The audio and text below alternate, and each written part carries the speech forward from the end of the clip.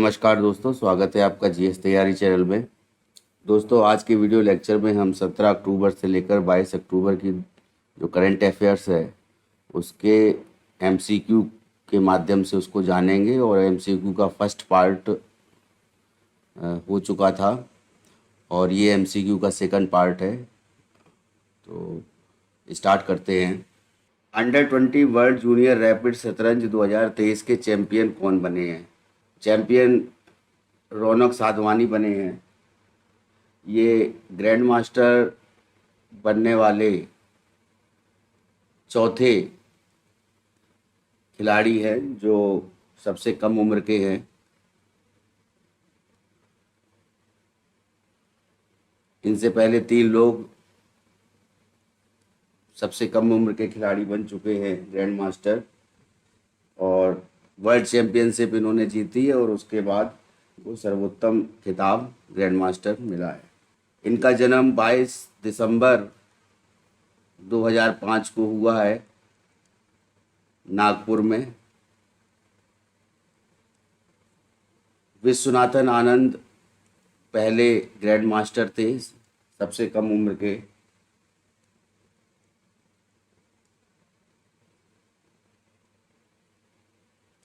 विश्वनाथन आनंद जो पहली बार grand master बने थे तो 1988 में इन्होंने ग्रैंड मास्टर का खिताब जीता था। नेक्स्ट न्यूज़ पर आते हैं।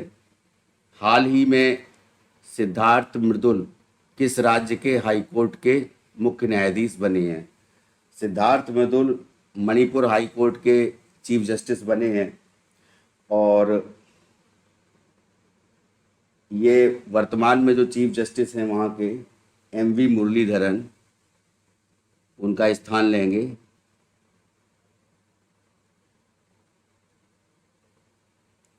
जस्टिस सिद्धार्थ मृदुल ये 13 मार्च 2008 को दिल्ली हाई कोर्ट के जज बने थे और इनको दिल्ली हाई कोर्ट के बाद में इनकी अध्यक्षता वाली एक पीठ ने अक्टूबर 2023 में बटला हाउस मुठभेड़ जो है उसको लेकर के निर्णय दिया था और बटला हाउस मुठभेड़ में आरिश खान को मौत की सज़ा सुनाई थी इन्होंने। चर्चित केस रहा है ये, जिसमें एक पीठ बनी थी और इस पीठ की अध्यक्षता इन्होंने सिद्धार्थ मृदुल ने की थी। नेक्स्ट न्यूज़ पर आते हैं। नोबेल शांति पुरस्कृत मार्टी एहतिसारी का निधन हो गया है। वह किस देश के थे? शांति में नोबेल पुरस्कार प्राप्त करने वाले मार्टी एहतिसारी का निधन अभी हाल ही में हुआ है। ये फिनलैंड के पूर्व राष्ट्रपति थे।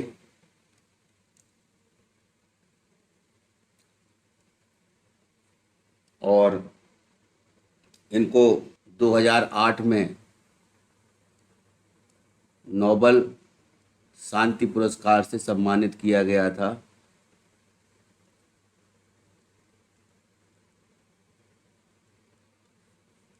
छियासी वर्ष की आयु थी इनकी और अल्जाइमर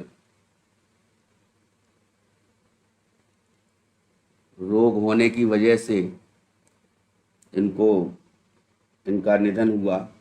अल्जाइमर रोग बेसिकली ये दिमाग का रोग होता है। अर्थसारी जी का जन्म 23 जून 1937 को हुआ था रशिया में,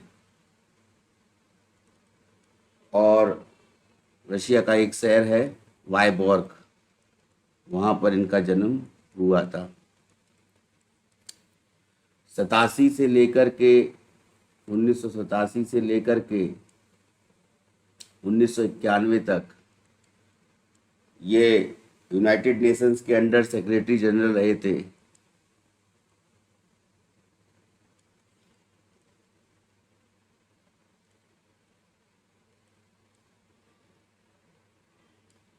उसके बाद 1 मार्च 1994 से 29 फरवरी 2000 तक ये फिनलैंड के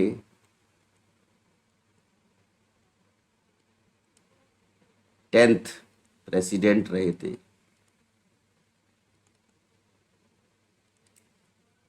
नेक्स्ट न्यूज़ पर आते हैं।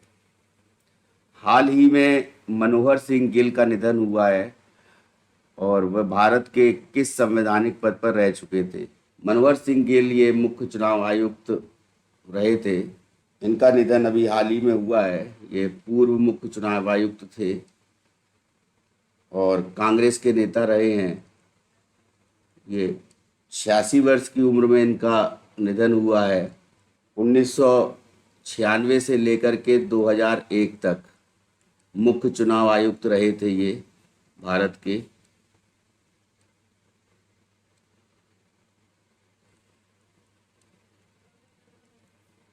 उसके बाद 1980 में इन्होंने एन इंडियन सक्सेस स्टोरी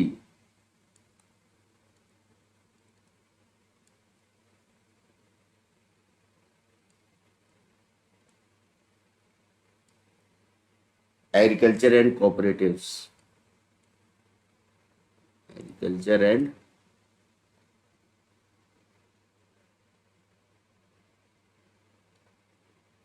कॉरपोरेटिव्स ये बुक का उन्होंने ये बुक लिखी थी। 1998 से 99 वाला जो चुनाव था, 1998 और 1999 में 12वीं और 13वीं लोकसभा, 98 में 12वीं और 99 में 13वीं लोकसभा का आम चुनाव इन्होंने करवाया था। साथ साथ में 2000 में इनको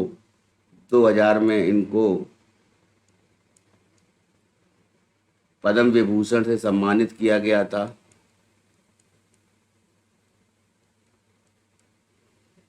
अगर हम चुनाव आयुक्त की बात करें तो पहले जो चुनाव आयुक्त रहे हैं, मुख्य चुनाव आयुक्त, वो सुकुमार सेन रहे हैं, जो 1950 से 1958 तक रहे थे। 1950 से 58 तक मुख्य चुनाव आयुक्त रहे थे सुकुमार सेन, जो कि पहले मुख्य चुनाव आयुक्त थे।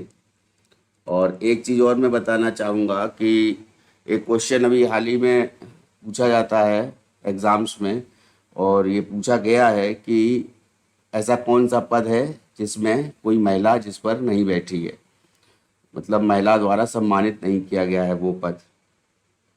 तो मुख्य चुनाव आयुक्त के रूप में वीएस रामा देवी महिला रह चुकी हैं। सर्वोच्च न्यायालय के मुख्य न्यायाधीश के रूप में अभी तक किसी भी महिला को यह पद नहीं मिला है। ये इम्पोर्टेंट पॉइंट है, इसको याद रखिएगा। हाल ही में किस देश में डॉक्टर अंबेडकर की सबसे ऊंची प्रतिमा का अनावरण किया गया है? यूएसए में मैरीलैंड में इनकी प्रतिमा का अनावरण किया गया है। 19 फीट ऊंची ये प्रतिमा है और इसको statue of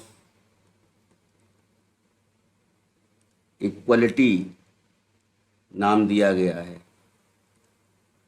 Ambedkar international centre वहाँ पर है यूएसए में, उसने इस प्रतिमा का निर्माण करवाया है।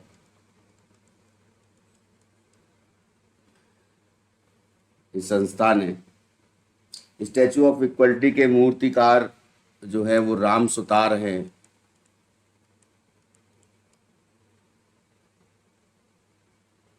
जिन्होंने गुजरात में इस प्रतिमा को बनाया था। नेक्स्ट न्यूज़ पर आते हैं। हाल ही में किस देश की राष्ट्रीय बैंक को टॉप सेंट्रल बैंकर अवार्ड 2023 मिला है? तो आरबीआई को टॉप सेंट्रल बैंकर अवार्ड इनके गवर्नर को मिला है, शक्तिकांत दास जी को।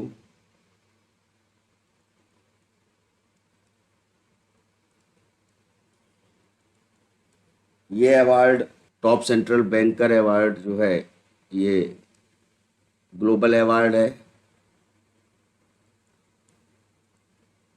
ओवरऑल वर्ल्ड में जो अन्य देशों की भी राष्ट्रीय बैंक होती हैं उनको मिला करके सभी देशों को राष्ट्रीय बैंक में एक गवर्नर को चुना जाता है। ये एक देश के राष्ट्रीय बैंक के गवर्नर को, तो आरबीआई को चुना गया है 2023 में।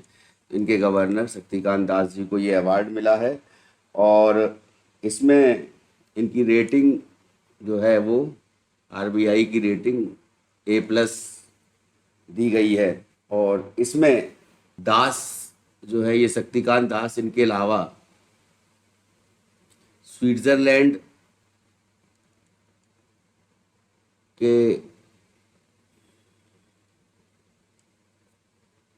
जो राष्ट्रीय बैंक है उसको, उसके गवर्नर को, जो जे जॉर्डन के नाम से जाने जाते हैं, जे जॉर्डन को, और साथ में वियतनाम के राष्ट्रीय बैंक के गवर्नर को ये अवार्ड मिला है। साथ में वियतनाम के राष्ट्रीय बैंक के गवर्नर हैं गुएन थी होंग। गुएन थी होंग, इनको भी A+ रेटिंग मिली है और A+ रेटिंग जे जॉर्डन को भी मिली है। तो साथ में ये अवार्ड दिया गया है ग्लोबल फाइनेंस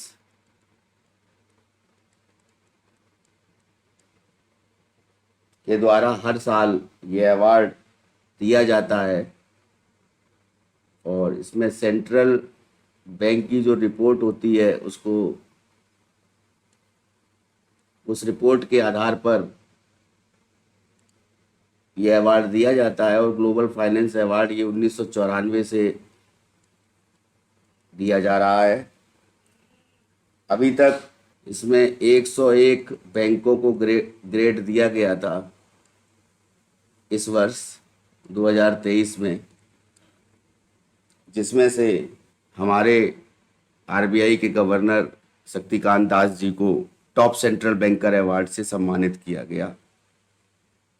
विश्व खाद्य दिवस प्रतिवर्ष कब मनाया जाता है? वर्ल्ड फूड डे कह सकते हैं या इंटरनेशनल फूड डे कह सकते हैं।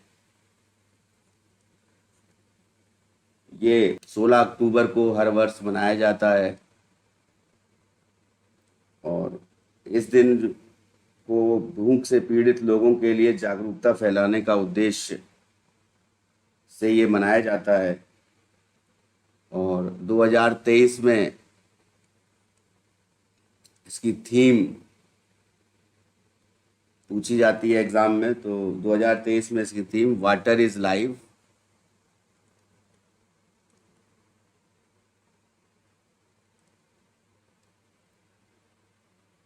वाटर इज फूड,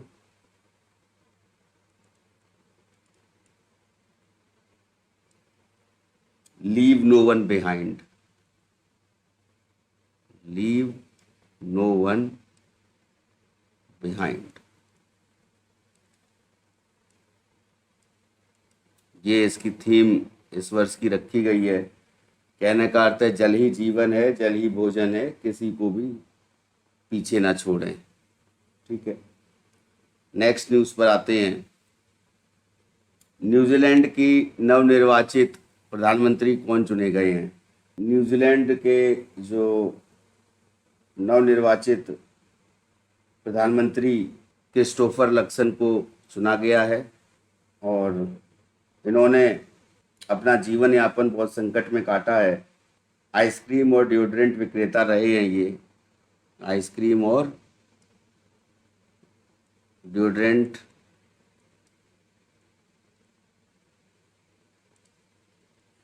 के विक्रेता रहे हैं, इंडस्ट्रियलिस्ट रहे हैं। इन्होंने न्यूजीलैंड में इकोनॉमिक क्राइसिस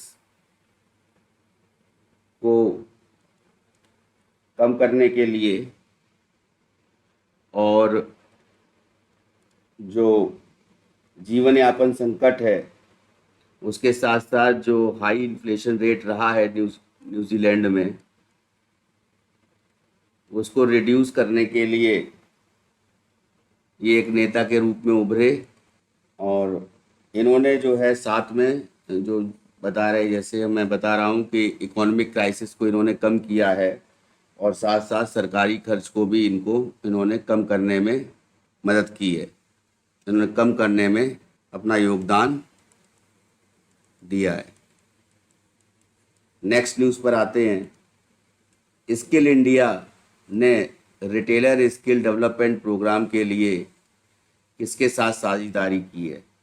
स्किल इंडिया, जो केंद्रीय कौशल विकास और उद्यमिता मंत्री हैं धर्मेंद्र प्रधान, उन्होंने स्किल इंडिया ने उड़ीसा में रिटेलर कौशल विकास कार्यक्रम शुरू करने के लिए, तो ये याद रखिएगा, उड़ीसा में जो कौशल विकास कार्यक्रम है उसको शुरू करने के लिए कोका कोला कंपनी है उसके साथ में साझेदारी की है। अब ये रिटेलर स्किल डेवलपमेंट प्रोग्राम है, इसका बेसिकली मोटो क्या है, इसका उद्देश्य क्या है? बेसिकली जो खुदरा विक्रेता हैं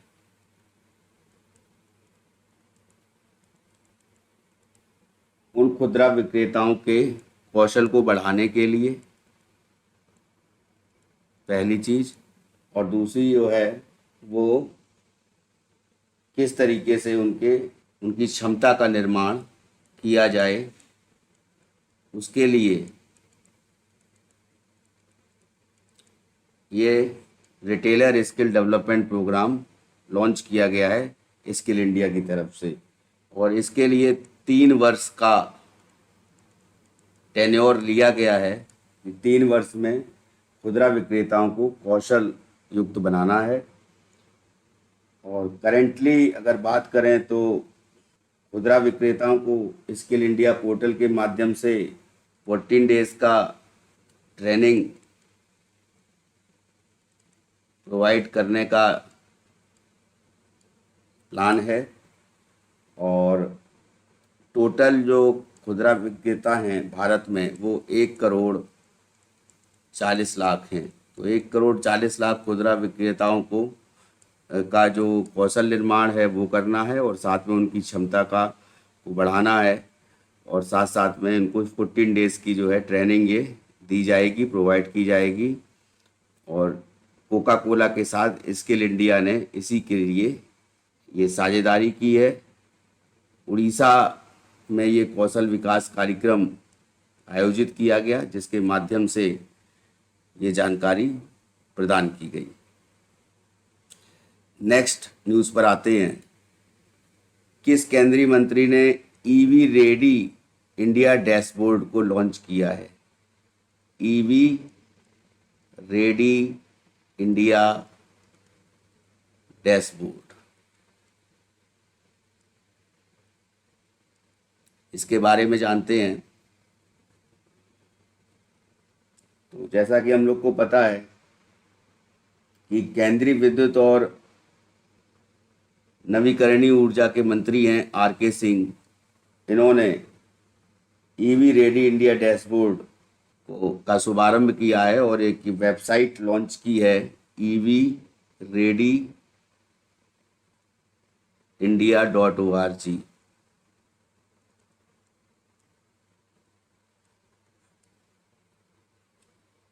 इस वेबसाइट के माध्यम से ये एक डिजिटल प्लेटफॉर्म बनाया गया है जो 2022 और 2030 के बीच में इलेक्ट्रिक व्हीकल्स हैं, या कह सकते हैं इलेक्ट्रिक वाहन हैं, उनको 45.5% चक्रवृद्धि वार्षिक वृद्धि होने का अनुमान है। और साथ में भारत 2030 में तक 1.6 करोड़ ईवी इलेक्ट्रिक व्हीकल की सेलिंग करेगा या बिक्री करने का प्लान रखा गया है। ठीक है, बिक्री करने का की संभावना जताई जा रही है। नेक्स्ट न्यूज़ पर आते हैं। विदेश मंत्री डॉक्टर एस जयशंकर ने किस देश में महात्मा गांधी की प्रतिमा का अनावरण किया है? वियतनाम में महात्मा गांधी की प्रतिमा का अनावरण किया गया है, और वियतनाम की एक सिटी है हो चिन मिन्ह। हो चिन मिन्ह, इस सिटी में ये एक तानोदान पार्क है। तानोदान पार्क, इस पार्क में महात्मा गांधी जी की प्रतिमा का अनावरण किया गया है। नेक्स्ट न्यूज़ पर आते हैं। ग्लोबल मैरीटाइम इंडिया समिट 2023 का आयोजन किस शहर में किया जा रहा है? प्रधानमंत्री जी ने मैरीटाइम ब्लू इकोनॉमी के लिए long term blueprint, maritime blue economy के लिए एक ग्लोबल लॉन्ग टर्म प्रिंट, जिसको बोलते हैं अमृतकाल विजन 2047, इसको लॉन्च किया है। अमृतकाल विजन 2047 को लॉन्च किया है और इस समिट का इनॉग्रेशन किया है, जो मैरीटाइम इंडिया समिट हुई है, हो रही है। और ये 3 दिवसीय कार्यक्रम था, जो कि हाल ही में संपन्न हुआ। ये समिट मुंबई में आयोजित की गई। Global maritime India summit 2023 G20 देशों की ये समिट थी, और इसको लेकर इम्पोर्टेंट न्यूज़ है वो ये है कि इंडिया को टॉप 3 इकोनॉमी में लाना है 2047 तक। साथ में G20 समिट के दौरान India, middle east,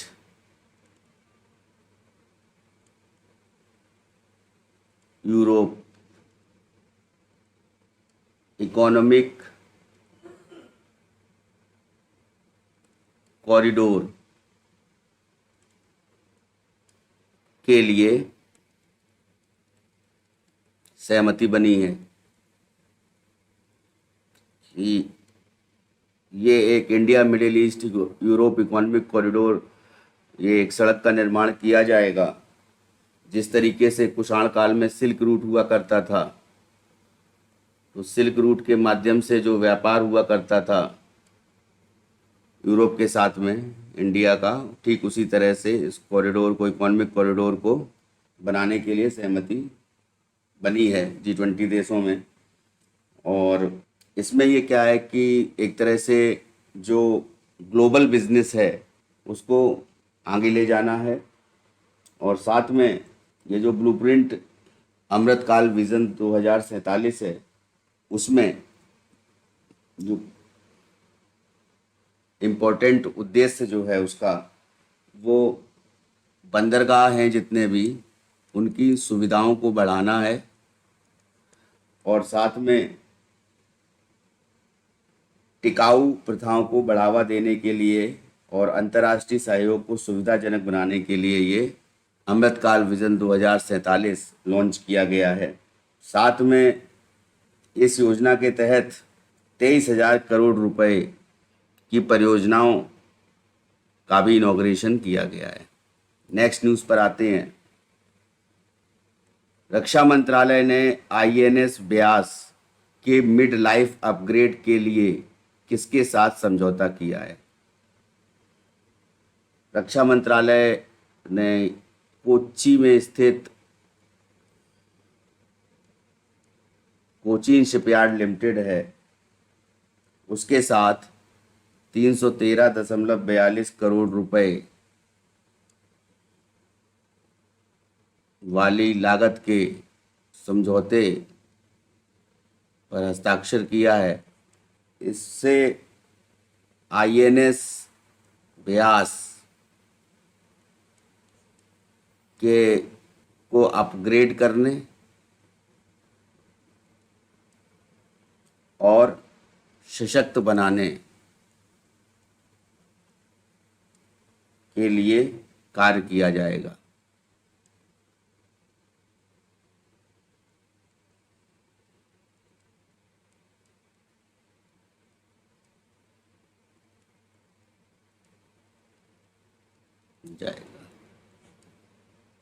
INS Beas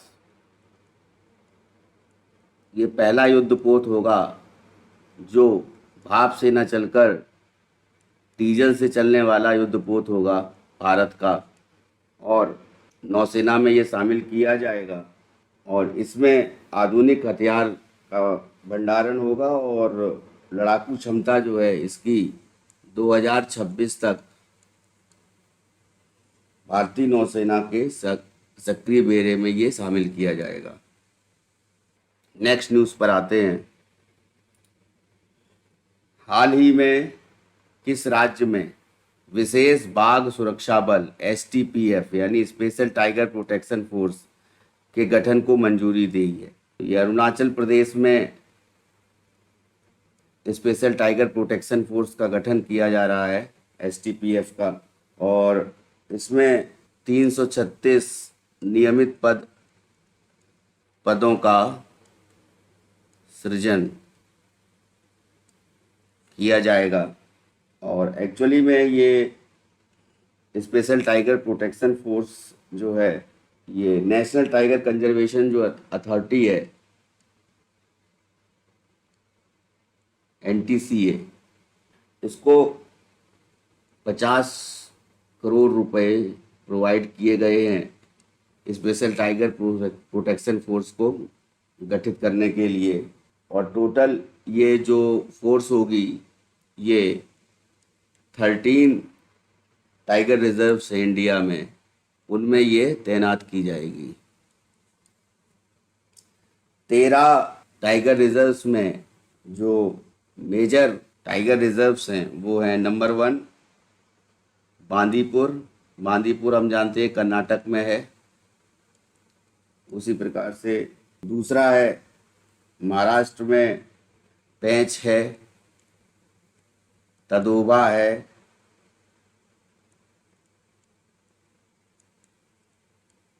Melghat है, राजस्थान में रणथंभौर है,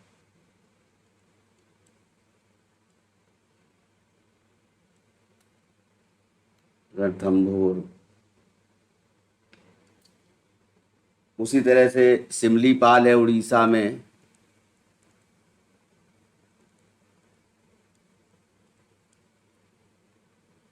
काजीरंगा है आसाम में।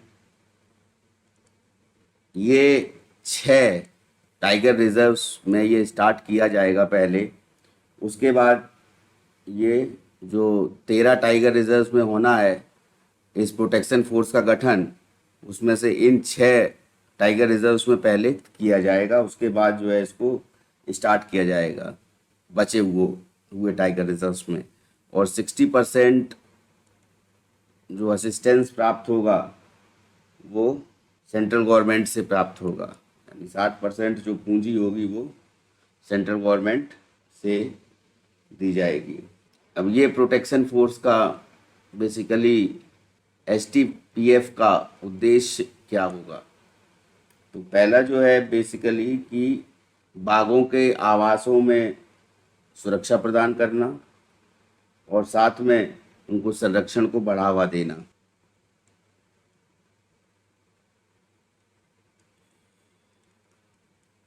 और जैसा कि हम लोग जानते हैं, बाघ परियोजना सबसे पहले 1973 में स्टार्ट की गई थी।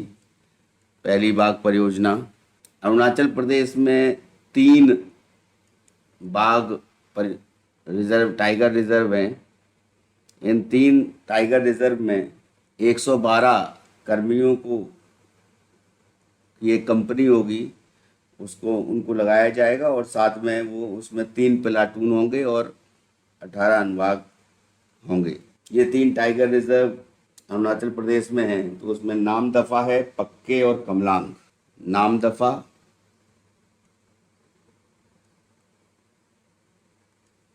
पक्के और कमलांग, ये 3 टाइगर रिजर्व्स में जो कि अरुणाचल प्रदेश में स्थित हैं, वहाँ पर स्पेशल टाइगर प्रोटेक्शन फोर्स के 112 कर्मी या 112 सैनिक लगाए जाएंगे।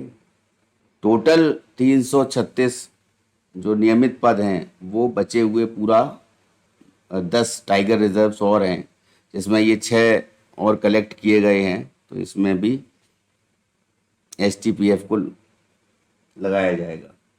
नेक्स्ट न्यूज़ पर आते हैं।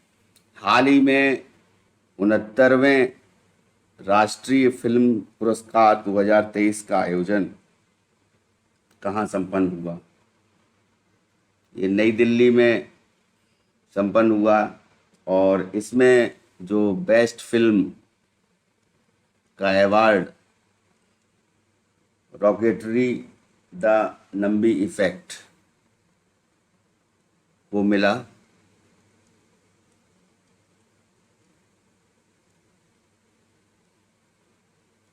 उसके बाद बेस्ट एक्टर के लिए ये अवार्ड अल्लू अर्जुन को दिया गया। अल्लू अर्जुन की जो फिल्म थी पुष्पा, उसके लिए उनको दिया गया। और बेस्ट एक्ट्रेस के लिए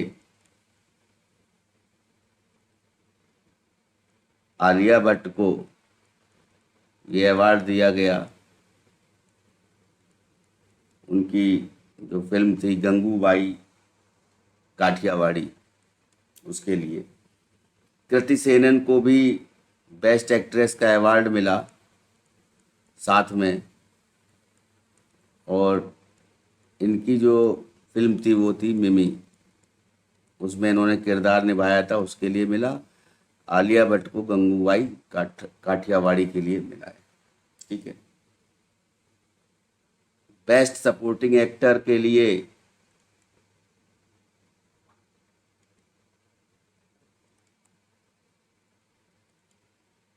पंकज त्रिपाठी को अवार्ड मिला है मिमी के लिए, मिमी फिल्म के लिए। और बेस्ट सपोर्टिंग एक्ट्रेस के लिए ये अवार्ड पल्लवी जोशी को मिला है।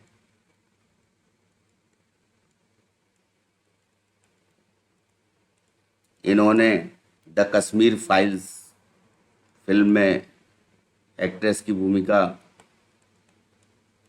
अदा की थी, उसके लिए इनको सपोर्टिंग एक्ट्रेस का अवार्ड प्रदान किया गया है। बेस्ट डायरेक्टर के लिए Godavari the holy water film है, उसके लिए निखिल महाजन को मिला है।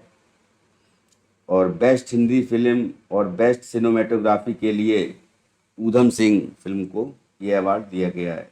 बेस्ट म्यूजिक डायरेक्टर के लिए देवी श्री प्रसाद को पुष्पा फिल्म के लिए ये अवार्ड दिया गया है। और आरआरआर में जो बेस्ट म्यूजिक डायरेक्टर रहे हैं MM कीरवानी, उनको ये अवार्ड दिया गया है।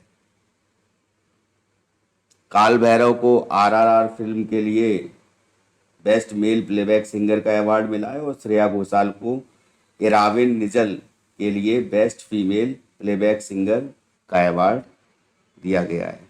अब आते हैं नेक्स्ट न्यूज़ पर। हाल ही में नई दिल्ली में राष्ट्रपति द्रौपदी मुर्मू ने किसे दादा साहब फाल्के पुरस्कार से सम्मानित किया गया। वहीदा रहमान जी को सम्मानित किया गया है इस पुरस्कार से, Dada Saheb Phalke life time achievement award से। इनकी उम्र 85 ईयर है, तब जाकर के इनको दादा साहब फाल्के अवार्ड मिला है और ये 8वीं महिला हैं जिनको ये अवार्ड प्रदान किया गया है। इन्होंने 1956 से फिल्म कैरियर की स्टार्टिंग की थी। सीआईडी फिल्म में इनका रोल था, इन्होंने एक्ट्रेस की भूमिका उसमें निभाई थी। और उसी के साथ साथ कई फिल्में हैं, जैसे गाइड है, रेशमा और सेरा, प्यासा, रंग दे बसंती जैसी इन्होंने हिट फिल्मों में काम किया है। और साथ में इन्होंने तमिल, तेलुगु और बंगाली फिल्मों में भी काम किया है। दादा साहब फाल्के अवार्ड के बारे में बताते हैं कि ये सबसे जो भारतीय सिनेमा में दिया जाने वाला दादा साहब फाल्के अवार्ड सर्वोच्च सम्मान है और भारतीय सिनेमा के पितामह कहे जाते थे दादा साहब फाल्के को।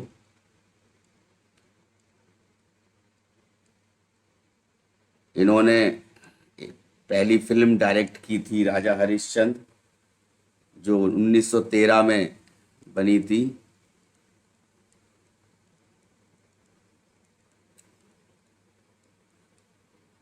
और 10 लाख रुपए की राशि दादा साहब फाल्के पुरस्कार के लिए दी जाती है। नेक्स्ट न्यूज़ पर आते हैं। हाल ही में एशियन डेवलपमेंट बैंक ने Peri Urban Liveability Improvement Project के लिए किस राज्य को 18.1 करोड़ डॉलर का कर्ज मंजूर किया है। गुजरात के विकास के लिए एडीबी ने ये लोन दिया है और इसमें बेसिकली जो अहमदाबाद शहर है उसके डेवलपमेंट के लिए ये लोन प्रदान कर रही है एडीबी, एशियन डेवलपमेंट बैंक। वहाँ पर जो भी इंफ्रास्ट्रक्चर है उसको बढ़ाने के लिए और साथ साथ में रहन सहन को अच्छा बनाने के लिए ये अवार्ड, रहन सहन को अच्छा बनाने के लिए ये 18.1 करोड़ डॉलर का कर्ज गुजरात राज्य के लिए मंजूर किया है एडीबी ने। एडीबी का गठन 1966 में हुआ था और ये Philippines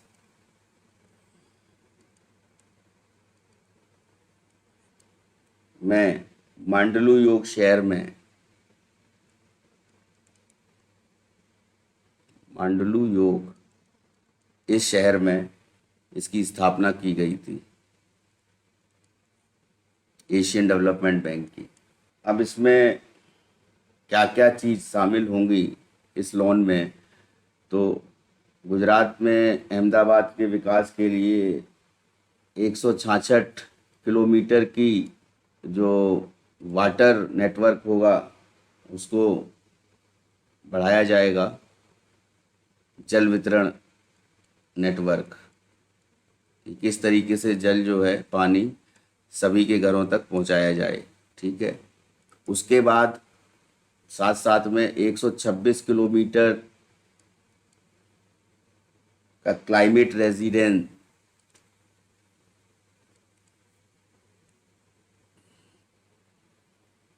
resilient storm water drainage system बनाया जाएगा।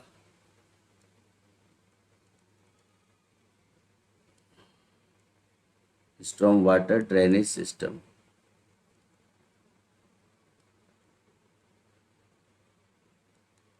300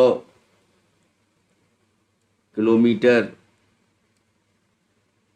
में सीवरेज सिस्टम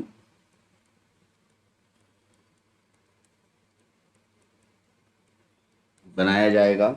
उसके लिए 4 सीवरेज ट्रीटमेंट प्लांट लगाए जाएंगे।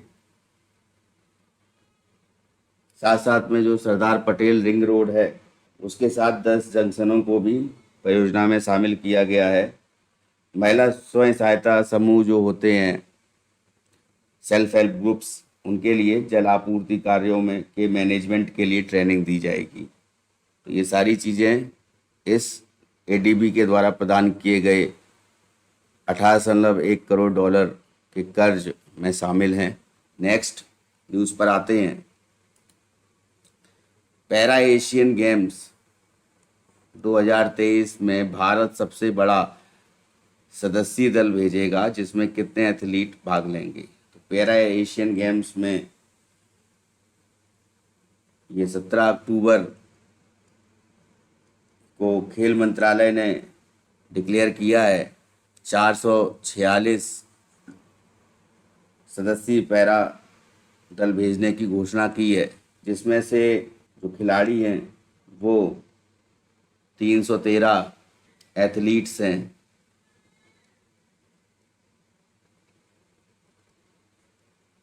जिनको भेजा जाएगा। पैरा एशियन गेम्स 2023 ग्वांगझाऊ चाइना में ही आयोजित किए जाएंगे। अभी हाल ही में एशियन गेम्स 2023 ग्वांगझाऊ चाइना में आयोजित किए गए, जिसमें भारत ने 107 पदक जीते और चौथे स्थान पर रहा भारत। और ये जो पैरा एशियन गेम्स हैं इसमें टोटल 43 देशों के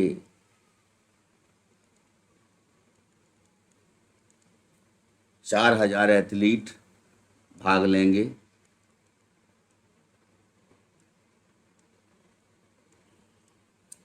साथ में भारत टोटल 22 खेल होंगे। 22 खेलों में से 17 खेलों में भाग लेगा और साथ में ये देश पहली बार जो है हमारा देश रोइंग, कैनोइंग,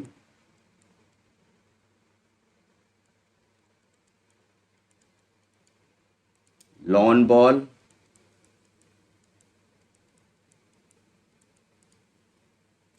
ताइक्वांडो,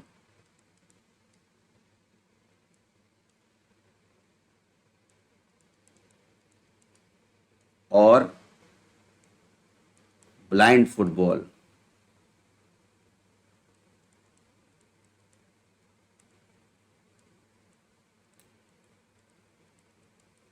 इन खेलों में पहली बार भाग लेगा। ये टोटल 5 खेल हैं जिसमें पहली बार भाग लेगा। इससे पहले टोक्यो पैरा ओलंपिक में जो स्वर्ण पदक विजेता रही हैं अवनी लेखरा, उनको और साथ में सुमित अंतिल,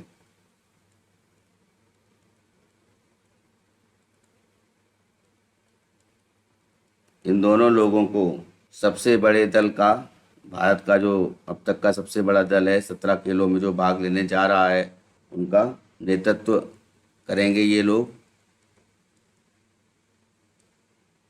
सुमित अंतिल ये भाला फेंक खिलाड़ी हैं और इन्होंने टोक्यो ओलंपिक में इन्होंने भी स्वर्ण पदक जीता था। अवनी लेखरा ने स्वर्ण पदक भी जीता था और कांस्य पदक भी जीता था टोक्यो पैरा ओलंपिक में। पहला पैरा एशियाई खेल 2010 में संपन्न हुआ था, चाइना में ग्वांगझाऊ में आयोजित किया गया था और उसके बाद वहाँ पर उस टाइम पर भारत ने 1 स्वर्ण जीता था और टोटल 14 पदक जीते थे और 15वें स्थान पर रहा था। फिर 2014 से 18 तक के बीच में भारत 15वें से 9वें स्थान पर आया और अभी ये 4th पैरा एशियन गेम्स होने जा रहे हैं 2023 में। इसमें 313 खिलाड़ियों के सहित टोटल 446 लोग इस दल में भेजे जा रहे हैं, सदस्य दल में भेजे जा रहे हैं। नेक्स्ट न्यूज़ पर आते हैं। किस राज्य सरकार द्वारा इस साल दिवाली पर प्रधानमंत्री उज्ज्वला योजना के तहत एक सिलेंडर मुफ्त देने की घोषणा की है? उत्तर प्रदेश सरकार ने यह घोषणा की है और 632 करोड़ रुपए की 256 विकास परियोजना की आधारशिला रखी है।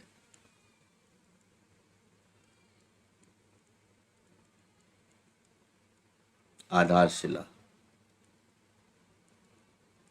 और प्रधानमंत्री उज्ज्वला योजना में एक सिलेंडर एक्स्ट्रा या मुफ्त देने की घोषणा की है।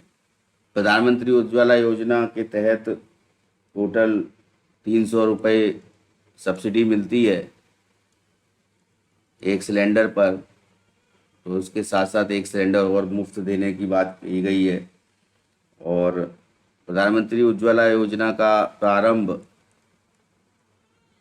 ये 2016 में हुआ था और सितंबर 2023 तक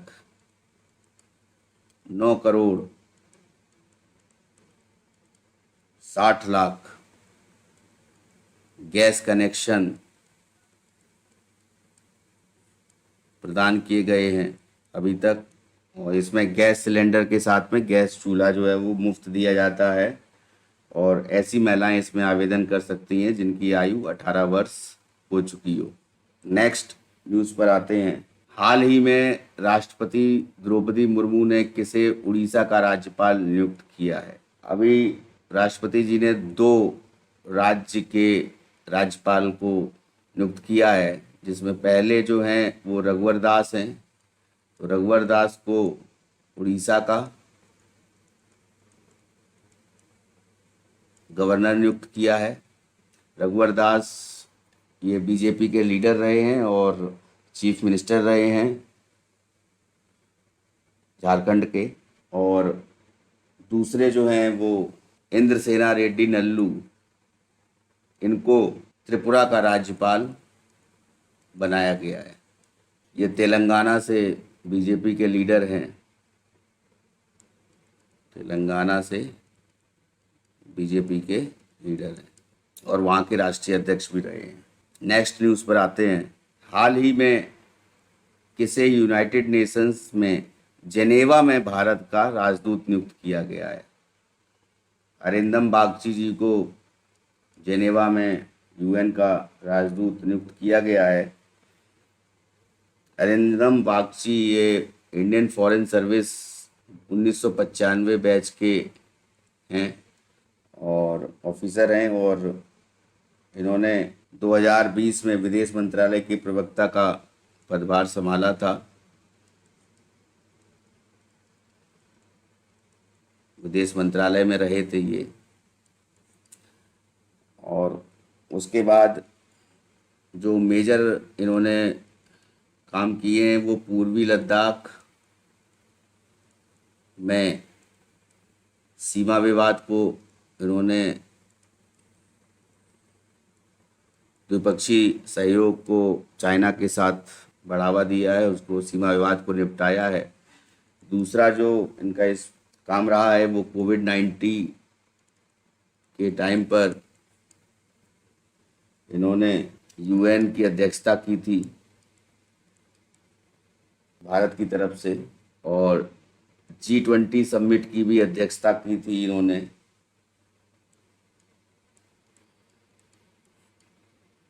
साथ साथ में यूएन के बारे में बताना चाहेंगे कि यूएनओ के नाम से पहले इस संस्था को जाना जाता था और ये 24 अक्टूबर 1945 में इसका गठन किया गया था। कैलिफोर्निया में जो राज्य है कैलिफोर्निया, वहाँ पर सैन फ्रांसिस्को है। सैन फ्रांसिस्को में इसका गठन किया गया था यूनाइटेड नेशंस का। और इस समय करंट में डेनिस फ्रांसिस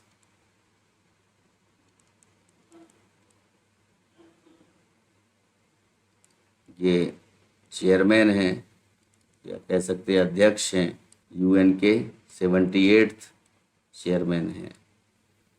नेक्स्ट न्यूज़ पर आते हैं। ग्लोबल रिमोट वर्क इंडेक्स 2023 में भारत को कौन सा स्थान प्राप्त हुआ है? ग्लोबल रिमोट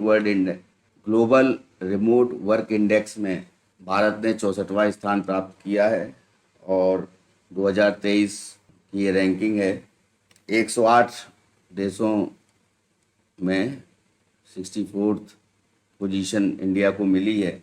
इसमें फर्स्ट पोजीशन डेनमार्क की रही है, सेकंड जर्मनी और थर्ड स्पेन की रही है।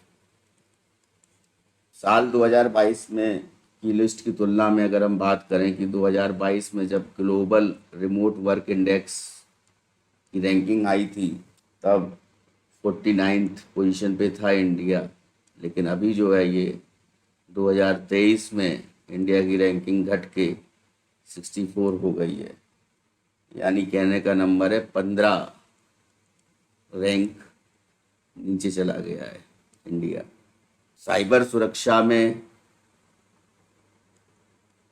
साइबर सिक्योरिटी में इंडिया की रैंकिंग 56th रही है और इकोनॉमिक सिक्योरिटी में,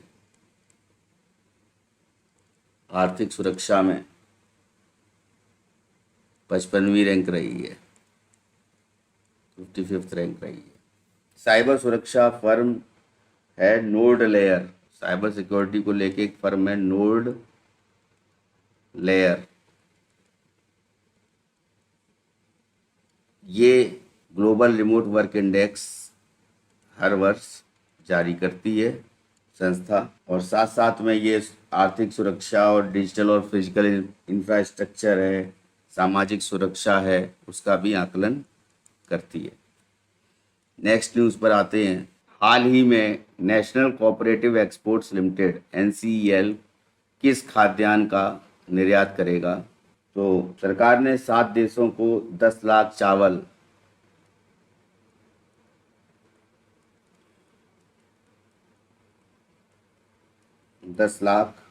टन चावल निर्यात करने की मंजूरी दी है और ये गैर बासमती चावल पर 20 जुलाई को इसी वर्ष निर्यात पर पाबंदी लगाई थी, लेकिन गैर बासमती चावल को फिर से कुछ देशों के लिए खाद्य सुरक्षा को लेकर के निर्यात को मंजूरी दी है, गैर बासमती चावल के लिए। ये 7 देश हैं: नेपाल, कैमरून, कोटे डी आइवर,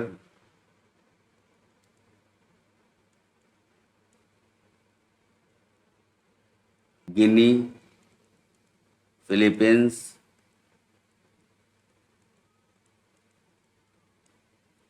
सेशेल्स और मलेशिया।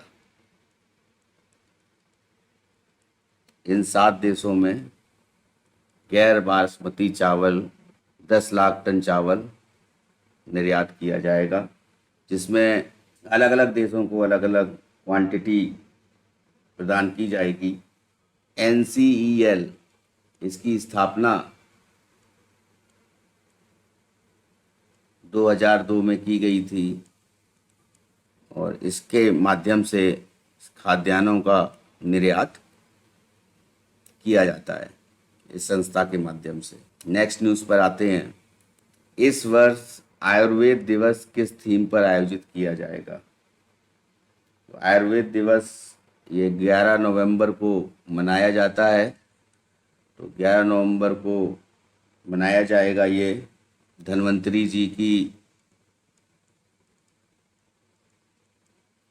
जन्म दिवस या जयंती मनाई जाती है 11 नवंबर को। उसी दिन आयुर्वेद दिवस मनाया जाएगा।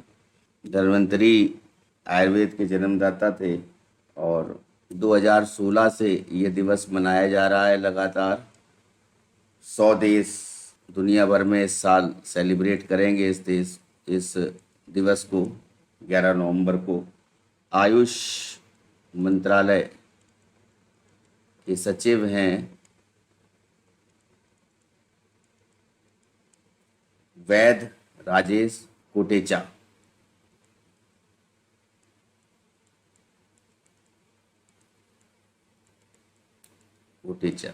इन्होंने बताया है कि जो अध्यक्षता करी है इन्होंने आयुर्वेद दिवस को लेकर के, ये अध्यक्षता करेंगे।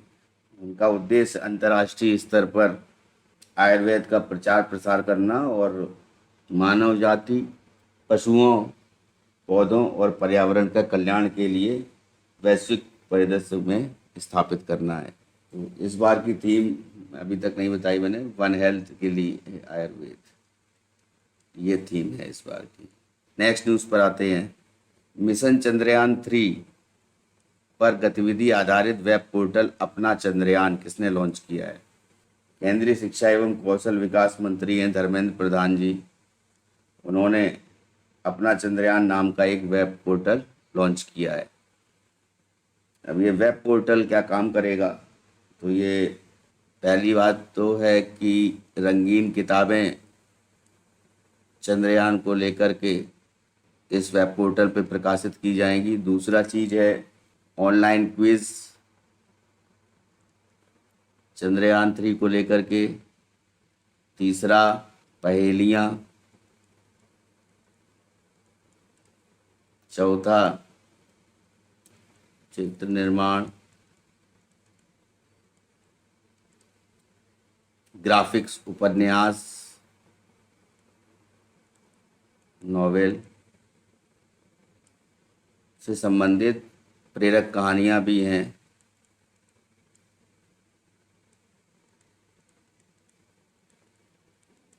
ये सारी चीज़ें जो हैं इस वेब पोर्टल पर अपना चंद्रयान पर प्रकाशित की जाएंगी।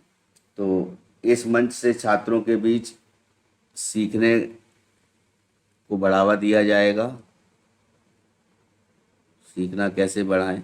और अंतरिक्ष अन्वेषण, कहने का मतलब है सैटेलाइट रिसर्च,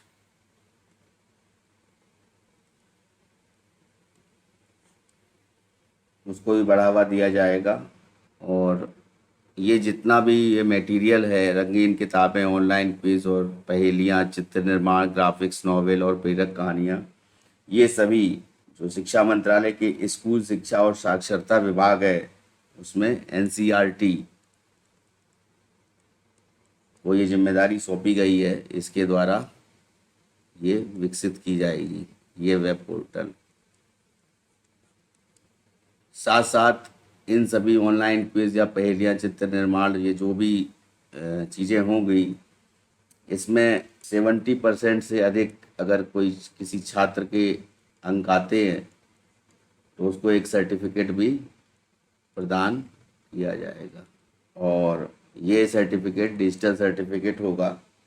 जैसा कि हम लोग जानते हैं कि 14 जुलाई 2023 को चंद्रयान 3 को लॉन्च किया गया था श्रीहरिकोटा से इसरो के द्वारा। नेक्स्ट न्यूज़ पर आते हैं। हाल ही में किसने सबसे कम उम्र में विश्व के सबसे ऊंचे दर्रे उमलिंगला पर पर्वतारोहण और जीवन रक्षा अभ्यास पूरा किया है? 13 साल की उम्र में इनकी आयु है, 13 वर्ष की। ये हैं अंगद, इनका नाम है। इन्होंने ये नेशनल रिकॉर्ड बनाया है। तो ये सबसे कम उम्र के विश्व के सबसे ऊंचे दर्रे उमलिंगला पर इन्होंने चढ़ाई की है और ये 19,024 फीट ऊंचाई पर स्थित है ये उमलिंगला दर्रा। और कहने अगर इसको मीटर में कन्वर्ट करेंगे तो 5798.5 मीटर इसकी ऊंचाई है मीटर में। इंडिया बुक ऑफ रिकॉर्ड में इन्होंने अपना नाम दर्ज किया है। और उमलिंगला एक्चुअली दर्रा जो होता है उसको हम लोग जानते हैं कि दो पर्वतों के बीच से जो मार्ग निकलता है वो दर्रा कहलाता है। तो उस दर्रे में वो जो रोड होती है, सबसे ऊंची सड़क का निर्माण उमलिंगला दर्रा में हुआ है, जो इस विश्व की सबसे ऊंची सड़क है। अंगद हरियाणा के रहने वाले हैं और हरियाणा का एक ज़िला है झज्जर, उस ज़िले में खरहर गांव है, वहाँ के निवासी हैं ये। और जैसा कि बताया कि इनकी आयु 13 वर्ष की है। नेक्स्ट न्यूज़ पर आते हैं। केंद्र सरकार ने 2024-25 सत्र के लिए गेहूं के न्यूनतम समर्थन मूल्य में कितने रुपए बढ़ाया है। 2024-25 के लिए न्यूनतम समर्थन मूल्य 150 रुपये बढ़ा करके अभी जो है 2275 हो गया है। इससे पहले न्यूनतम समर्थन मूल्य 2125 रुपये था, जो 150 रुपये बढ़ करके 2275 हो गया है। इसके साथ ही अन्य चीज़ों का भी न्यूनतम समर्थन मूल्य MSP बढ़ाया गया है सरकार के द्वारा, जिसमें सबसे ज़्यादा बढ़ोतरी 425 रुपये हुई है मसूर की दाल में। उसके बाद ये पर कुंटल के हिसाब से हुई है, 425 रुपये पर कुंटल के हिसाब से। और उसके बाद सरसों में 200 रुपये पर कुंटल के हिसाब से बढ़ा है।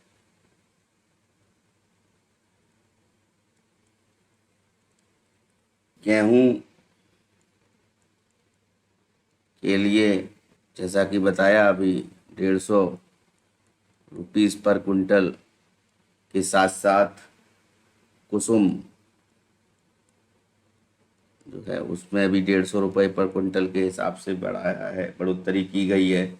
चने में 105 रुपये पर कुंटल के हिसाब से बढ़ोतरी की गई है। और जौ में 115 रुपये पर कुंटल की बढ़ोतरी की गई है। नेक्स्ट न्यूज़ पर आते हैं। हाल ही में जारी इंडिया स्किल रिपोर्ट 2023 के मुताबिक रोजगार की काबिलियत रखने वालों की सूची में शीर्ष पर कौन सा राज्य रहा है। तो दुनिया में सबसे ज़्यादा युवा की आबादी वाला देश हमारा देश है। और 22 से 25 वर्ष की आयु वाले जो आबादी है वो 56% है, जो कि युवाओं की आबादी है जो नौकरी पाने के काबिल है। और इसमें ये आबादी सर्वाधिक है। यूपी और महाराष्ट्र, ये दो स्टेट हैं जो युवा की आबादी में फर्स्ट पोजीशन पर हैं। यहाँ पर युवा सर्वाधिक है। और यहाँ पर जो नौकरी पाने वाले युवा की आबादी है उसके लिए 72.7% यूपी में ये युवा आबादी है जो नौकरी पाने के योग्य हैं। और महाराष्ट्र में नौकरी पाने वाले युवा की आबादी है 69.8%, जो कि दूसरे स्थान पर है। उसके बाद नंबर तीसरे पर दिल्ली आता है, चौथे पर आंध्र प्रदेश और 5वें स्थान पर राजस्थान का नाम है। इंडिया स्किल्स रिपोर्ट के मुताबिक सबसे ज़्यादा योग्य युवा फर्स्ट नंबर पर योग्य हैं वो बीकॉम वाले हैं। सेकंड पोजीशन पर MBA वाले हैं। थर्ड पोजीशन पर जो रोज़गार के काबिल हैं वो B फार्मा वाले हैं। उसके बाद 4th पोजीशन पर बीटेक वाले हैं जो रोजगार के काबिल हैं, युवा। अगर ओवरऑल रिपोर्ट को देखें तो जॉब योग्य जो युवा थे 2022 में, जिनको जो जॉब या फिर कह सकते हैं कि जो नौकरी या रोजगार मिलने के लायक थे युवा, वो 55% थे, जो कि अब 2023 में 60% हो गए हैं जिनको रोजगार चाहिए, और रोजगार के योग्य युवा जो हैं उन्होंने 5% का इजाफा किया है। नेक्स्ट न्यूज़ पर आते हैं। बिहार में चौथे कृषि रोड मैप 2023 से 28 के बीच को किसके द्वारा लॉन्च किया गया है? तो ये राष्ट्रपति जी द्रौपदी मुर्मू जी के द्वारा कृषि रोड मैप लॉन्च किया गया है बिहार में। और कृषि को लेकर के जो रोड मैप है बिहार का, उसमें सबसे पहली बात जो है कि 3500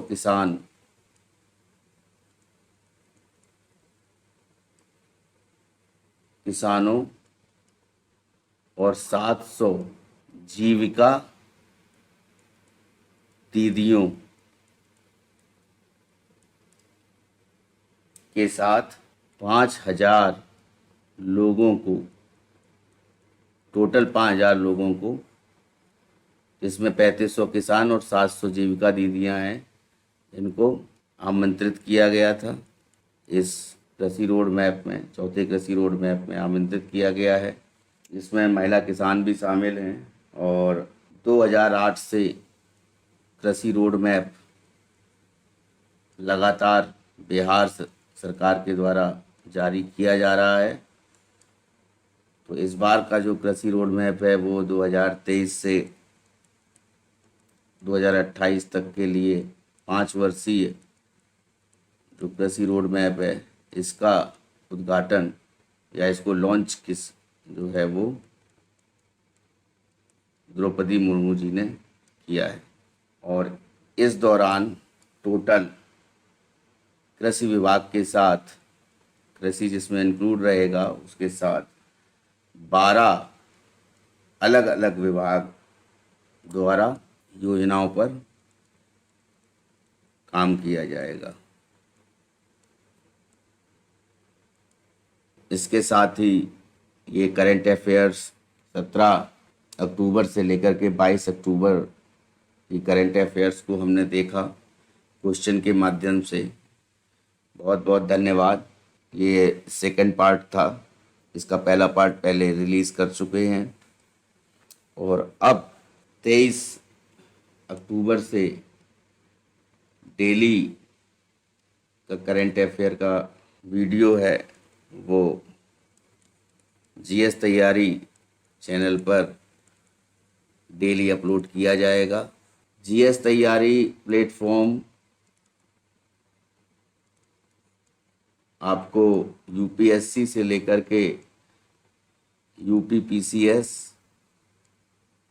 और जो यूपीपीएससी की अन्य भर्तियां हैं उनके लिए, और साथ साथ जो गवर्नमेंट एग्ज़ाम है,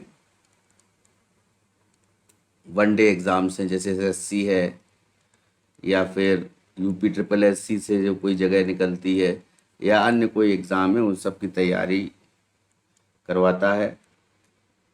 जीएस तैयारी ऐप है, उसको डाउनलोड कर लीजिए गूगल प्ले स्टोर से।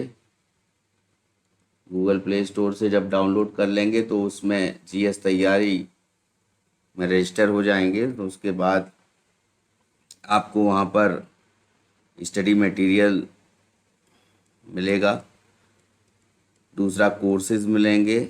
उनको किसी भी कोर्स को आप ज्वाइन कर सकते हैं उसके माध्यम से, जिसमें आपको टेस्ट सीरीज़, वीडियो लेक्चर और साथ में स्टडी मटेरियल तीनों प्रोवाइड किया जाएगा। इन कोर्सेज की फ़ीस ऐप में गिवन है, तो ऐप के माध्यम से ही आप डायरेक्ट कोर्स को अवेल कर सकते हैं। ROARO वैकेंसी यूपी में आ चुकी है 2023 की, उसको लेकर के कोर्स है उसको आप परचेज़ कर सकते हैं और उस कोर्स के माध्यम में आपको पेड क्लासेस दी जाएंगी और साथ साथ जो भी स्टडी मटेरियल है, टेस्ट सीरीज़ है, ये सभी आपको मिलेंगी। एग्ज़ाम कोई होता है तो उसका एग्ज़ाम पैटर्न और सिलेबस बहुत से एग्ज़ाम का फ्री में अवेलेबल है ऐप पर, तो वो आप देख सकते हैं।